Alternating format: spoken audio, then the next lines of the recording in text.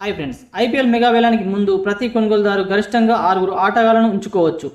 ఇలా అట్టిపెట్టుకున్న ఆటగాళ్లకు కొంత మొత్తం చెల్లించాల్సి ఉంటుంది. అంటే ఒక కొనుగోలుదారు 6 ఆటగాళ్లను రిటర్న్ చేసుకుంటే 79 కోట్లు ఖర్చు అవుతుంది. ఈ మెగా యాక్షన్ కోసం కొనుగోలుదారులు 120 కోట్ల పర్సు ఉంచుతారు. ఇక ఇండియన్ ప్రీమియర్ లీగ్ మెగా వేలానికి సన్నాహాలు ప్రారంభమయ్యాయి. మొదటి దశగా ప్లేయర్ నిపుణుదారుల నియమాలు ఇప్పటికే ప్రకటించిన సంగతి అందరూ తెలిసిందే.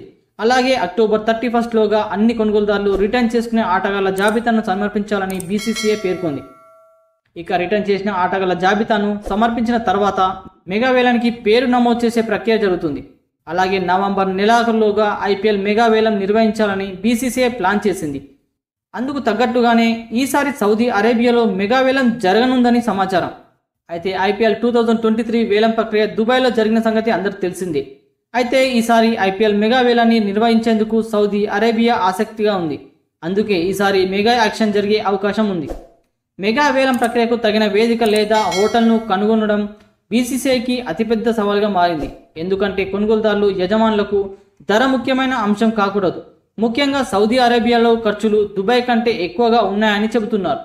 అయితే ఐపీఎల్ను దుబాయ్ నుండి సౌదీ అరేబియాకు తీసుకెళ్లేందుకు బీసీసీఐ ఆసక్తి చూపుతోంది. అందువల్ల ఈసారి ఈ మెగా వేలం సౌదీ అరేబియాలోని రియాద్ లేదా జిద్దాలో జరిగే అవకాశం ఉంది.